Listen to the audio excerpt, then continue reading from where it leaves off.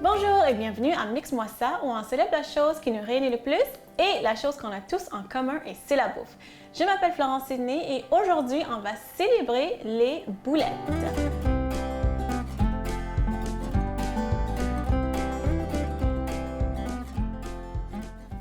Donc, pourquoi j'ai décidé de célébrer les boulettes? C'est bien parce que chaque pays a sa boulette. Une boulette, en fait, par définition, je peux dire, c'est une viande en forme de petite boule, une petite boulette. Mais en fait, c'est pas juste la viande, n'importe quelle protéine, ça pourrait être une boulette. Ça peut être du porc, ça peut être du veau, ça peut être l'agneau, ça peut être du bœuf, ça peut même être des crevettes et du poisson. Donc, n'importe quelle protéine, ça pourrait se transformer en boulettes. Donc aujourd'hui, je vais faire deux sortes de boulettes que j'aimerais ça rester assez traditionnel. Donc je vais faire une boulette italienne et aussi je vais faire une boulette grecque. Donc qu'est-ce que ça veut dire? Qu'est-ce que ça veut dire? Vous allez voir. Je vais commencer en fait avec la boulette grecque. Mais avant, je vais vous montrer l'ingrédient secret. Et en fait, il y a une histoire avec ça parce que il y a bien longtemps, ça fait des décennies, quand j'ai commencé à cuisiner, j'avais jamais mis de féculents dans mes boulettes. Donc, j'ai jamais mis du pain, j'ai jamais mis des craquelins. Puis, j'avais appris d'une maman italienne que c'est ça le secret d'une boulette qui reste moelleuse, qui reste juteuse, de mettre un féculent, de mettre du pain, de la mie de pain, de mettre des craquelins, même la chapelure, ce que je connaissais pas. J'ai essayé, puis c'est quelque chose que j'ai gardé parce que c'est vrai, un petit féculent, ça rend la chose tellement plus moelleux, tendre, c'est pas sec, c'est pas dur. Donc aujourd'hui, je vais utiliser des craquelins, c'est vraiment des biscuits secs. Et donc, secret numéro 1. Secret numéro 2, c'est qu'il faut les faire tremper dans du lait. C'est ce que je vais faire tout de suite. Donc, je vais faire tremper ça dans du lait un petit peu pour que ça ramollisse. Puis de toute façon, on va utiliser nos mains tantôt pour vraiment les écraser. Okay. C'est bon. Donc, je veux juste que ça soit... C'est un petit peu comme des céréales, hein? Des céréales dans du lait. Je vais même les briser encore plus. Comme ça va absorber le lait comme il faut. Là. Okay.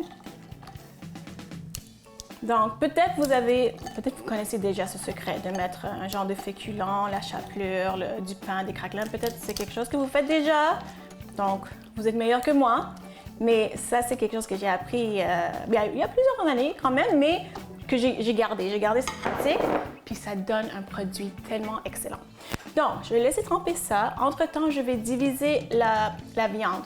Aujourd'hui, j'ai décidé d'utiliser moitié porc, moitié viande de bœuf hachée. Puis les deux sont maigres. C'est la viande hachée maigre. Puis je vais le diviser en deux parce que, comme je disais, on va faire une version grecque et une version italienne. Donc ça va être comme mon bol pour les boulettes italiennes. Je vais commencer ici avec les boulettes grecques. Ça de côté. OK. Donc, je ne sais pas si vous avez déjà mangé des boulettes grecques, mais qu'est-ce qu'ils mettent dedans pour l'assaisonner, pour donner du goût? C'est la menthe et la nette. Et moi, je vais rajouter encore plus un autre niveau de grec, de la graisse, c'est du fromage feta. Parce que normalement, dans d'autres boulettes traditionnelles, on met un petit peu de fromage. Comme tantôt, on va mettre du parmesan. Puis je vais mettre un peu de feta. Donc, je mets ça tout de suite. Un peu de la nette, comme ça. Puis il faut vraiment être généreux, là. Généreux. Comme ça. C'est la nette. Ça, c'est la menthe. Puis souvent, les gens qui ne sont pas vraiment familiers avec cuisiner avec la menthe, souvent les gens pensent que c'est plus pour une tisane, plus pour les desserts, mais ça se marie vraiment bien avec les viandes. Donc là, les viandes sont là. Là, c'est le moment où je vais écraser les biscuits secs. Puis, vous pouvez toujours mettre ça dans un mini blender. un petit robot culinaire, mais vous me connaissez assez bien, je fais tout avec les mains et les doigts. Hein? Donc, on va les écraser comme il faut.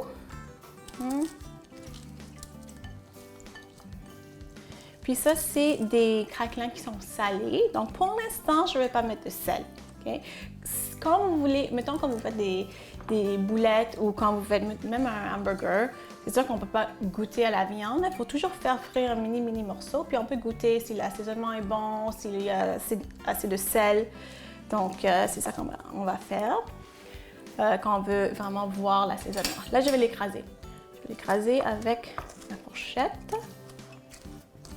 Puis tout ça, on ne va pas le mettre dans les boulettes grecques. Là. Ça va être pour les deux. Hein?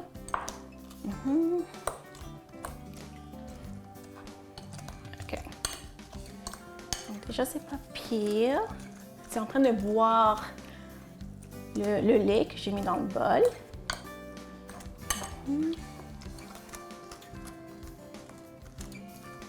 OK, c'est bon. Puis même s'il y a des petits, genre, pas des grumeaux, mais des mini morceaux, là, ça, c'est pas grave non plus parce que quand ça va se mélanger avec la viande puis les autres choses, c'est correct que ça va se briser en morceaux. Donc, je vais juste prendre peut-être la moitié, même le quart de ça, là, on va voir mon mélange de biscuits. Je vais mettre ça dans ma viande.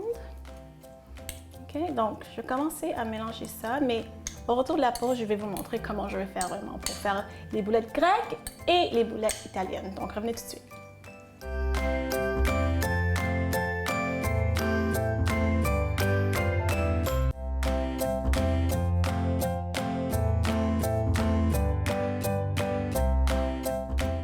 Alors, on va continuer avec nos boulettes d'origine, d'inspiration grecque.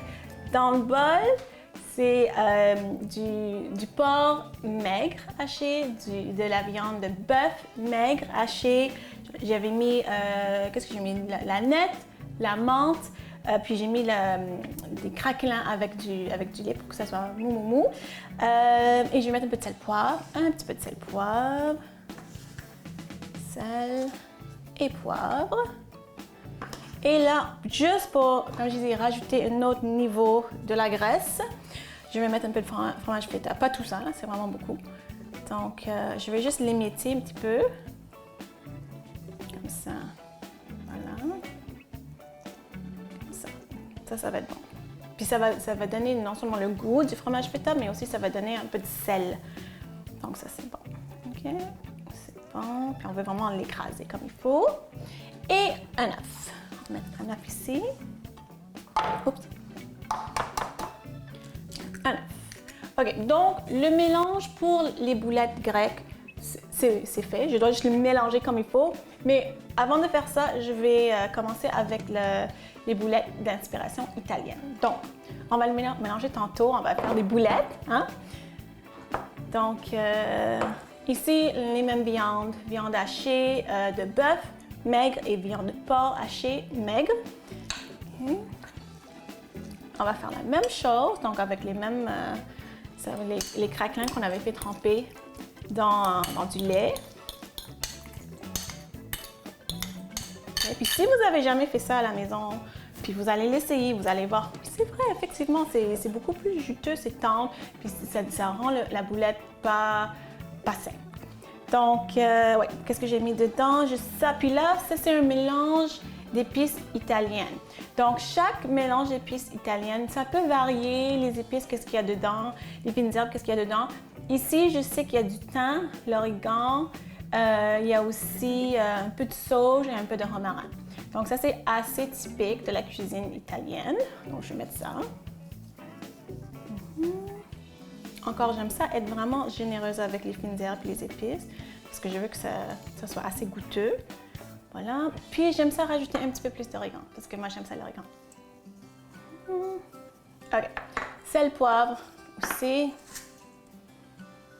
Sel, poivre. Oups.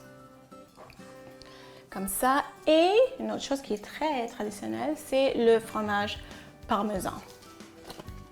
Encore, moi, j'avais appris ça d'une maman, d'une nonna italiana, que ça, c'est vraiment traditionnel. Donc, je vais mettre peut-être 2 cuillerées. Donc, tout comme le fromage feta qu'on avait mis dans les boulettes grecques, ça aussi, évidemment, ça va donner un goût de fromage, parmesan, mais ça va donner un goût salé. Donc, c'est ça qu'on veut. Est-ce que j'ai mis tout ce que je veux? Oui. Comme ça. C'est bon. OK, donc je vais commencer à les mélanger. Ah, je pense que je vais utiliser mes mains comme d'habitude. OK, donc je commence avec les boulettes italiennes. Voilà. Puis l'autre chose que j'avais apprise, que ça marche aussi, c'est qu'apparemment, il ne faut pas trop mélanger la viande quand on fait les boulettes. Il faut juste que tous les ingrédients soient incorporés. C'est ça qu'on m'a dit. Parce qu'apparemment, ça travaille trop les protéines dans la viande et ça rend la boulette plus dure, plus sèche. Donc, on va juste que ce soit assez incorporé. Puis je vois, parce que je vois des bouts de parmesan, donc je veux que ça soit comme incorporé un petit peu partout. Comme ça. Puis il faut toujours utiliser ses mains. Toujours. Hein? OK, donc je vois que les deux viandes sont assez bien mélangées parce que je ne vois pas vraiment la différence entre le porc et le bœuf, qui est une bonne chose. Hein? Ça sent bon. OK, comme ça. OK. Cette viande-là, ça a l'air pas pire. On va faire des boulettes tantôt. Là, on va changer de plat. Même chose. Je vais bien essuyer mes mains comme il faut. Et la même chose. La même chose avec les boulettes grecques, où est-ce que l'assaisonnement est différent parce que c'est vraiment la nette et la menthe et il y a du fromage feta. Donc, même chose. On va faire la même chose. Donc, moi, les boulettes, je vais faire ça au four. Hein? Donc, je fais des petites boulettes, puis le four est préchauffé à 375. Puis, dépendamment de la grosseur des boulettes, des fois, ça prend 15 minutes, des fois, ça prend 20 minutes. Il faut juste les regarder. Et la beauté de l'affaire, c'est que, comme je dis, avec les biscuits secs, même si on les surcuit un peu trop, là, on va même pas se rendre compte parce que ça va pas devenir sec. OK. Là, je vois beaucoup de feta. J'aime ça. Puis le feta, ça peut devenir assez coulant, mais ouais, ça fond un petit peu, donc ça peut devenir un petit peu coulant. Donc quand on va manger les boulettes, ça fond un petit peu, donc c'est bon. OK, donc les deux ont l'air pas mal bien mélangés. OK. Donc je vais vous montrer comment je vais faire les boulettes, comment je vais les cuire. OK. Donc, revenez tout de suite après la pause, puis on va faire nos boulettes italiennes et grecques.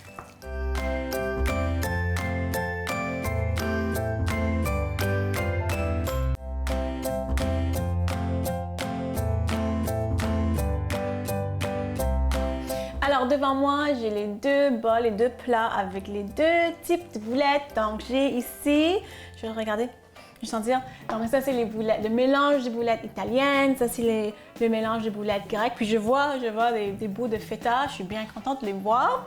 Donc comment moi je vais les cuire? Souvent, mais pas souvent, des fois, il y a des gens qui vont faire leurs boulettes puis ils vont les poêler. Donc ça veut dire sur le rond, dans une poêle, avec de l'huile. Ça prend plus de temps, moi je trouve honnêtement. Puis je trouve que la cuisson n'est pas toujours uniforme. Et je trouve, vu que c'est poêlé, dans de l'huile, ça pourrait être très huileux. Donc, même si c'est une façon de faire, poêler, il y a des gens qui vont même faire frire, comme la grosse friture, leurs boulettes. Encore, je trouve ça beaucoup de gras, je trouve ça vraiment huileux. Moi, comment j'aime ça faire mes boulettes, c'est au four. Donc, j'ai une plaque à biscuits, j'ai un petit tapis ici, donc vous pouvez toujours mettre ce genre de tapis en silicone, vous pouvez toujours mettre un papier d'aluminium, puis toujours mettre un papier parchemin.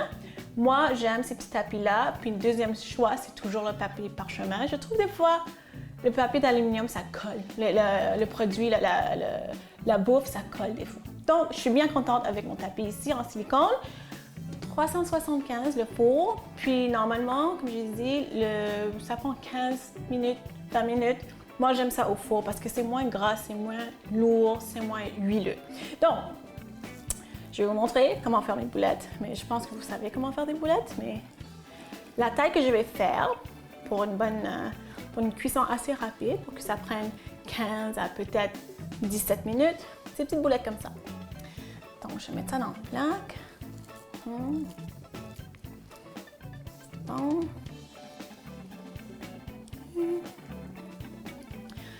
Honnêtement, j'aime les boulettes de viande, soit de bœuf, de porc.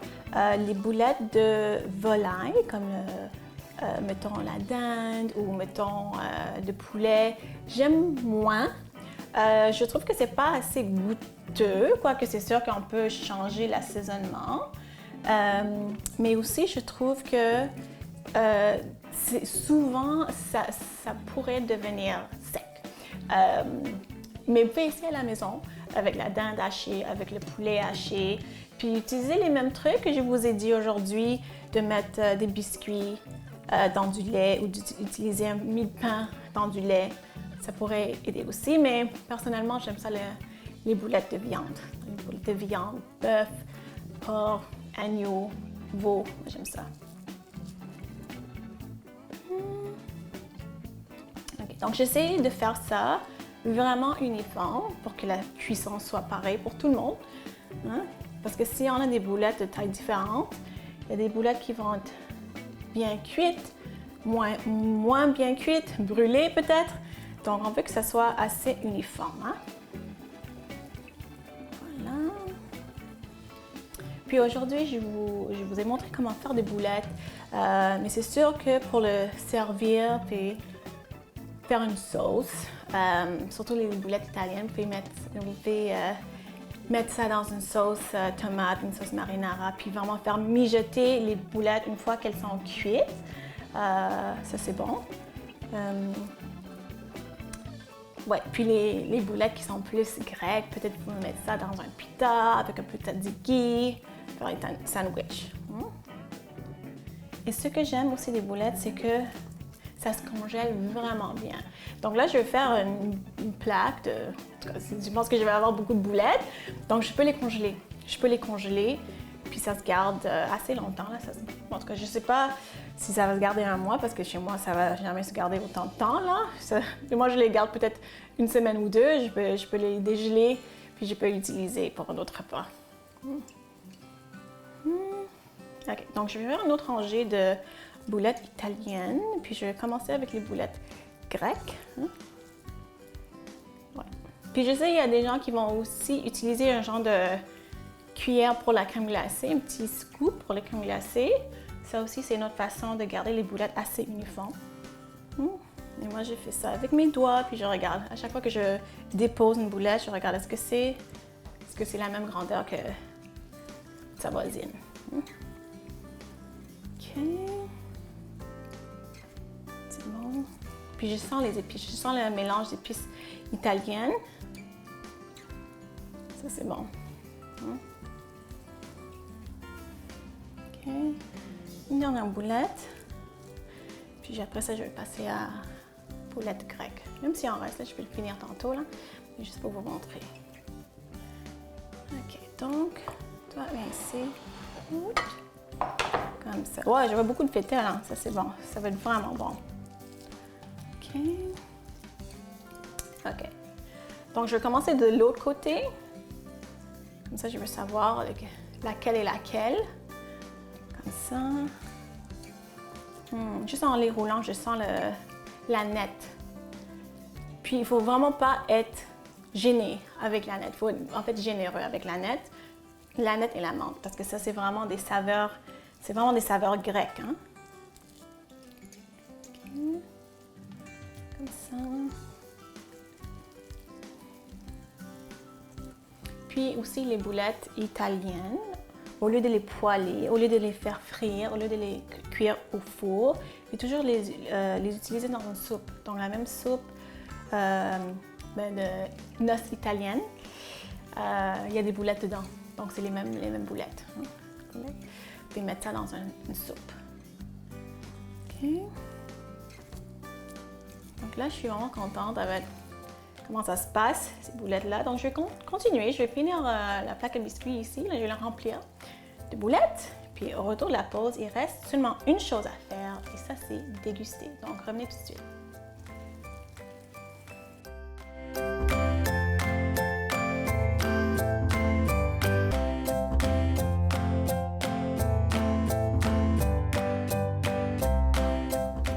Alors finalement, c'est le moment où est-ce que je peux déguster les boulettes. Dans l'assiette, j'avais mis vraiment un mélange des deux qu'on avait fait, style italien avec un mélange d'épices italiennes, avec du parmesan, avec du lait, avec des craquelins. Et l'autre, c'est d'inspiration grecque avec la menthe, avec l'aneth, avec du fromage feta. Ça va être vraiment bon. Donc, il y a des boulettes que je vois, des bouts de fromage feta. Donc, toi, tu devrais être grec, j'imagine. Et ici, c'est la boulette italienne.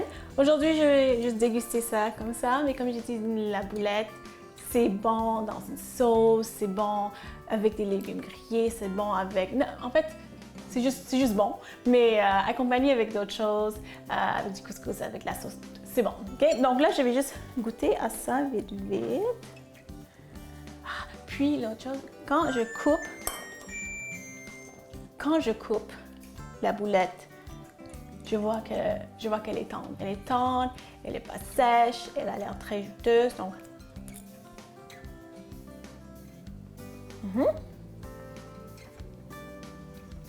le secret de la maman italiana, c'est mon truc. C'est moelleux. C'est pas sec. J'aime bien. C'est bon. Puis je goûte le parmesan. C'est ça que j'aime. Dans une boulette, quand on met un petit peu de fromage, soit la feta, soit le parmesan, ça donne un autre goût. Ça donne pas le goût salé, ça donne un autre goût encore plus. Donc moi, ça, j'aime ça. Donc ici, boulette grecque, avec le feta que je vois.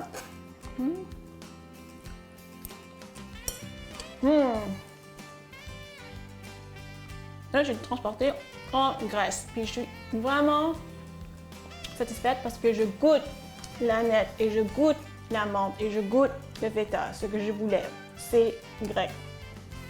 En tout cas, j'espère que vous avez aimé ma célébration de boulettes aujourd'hui.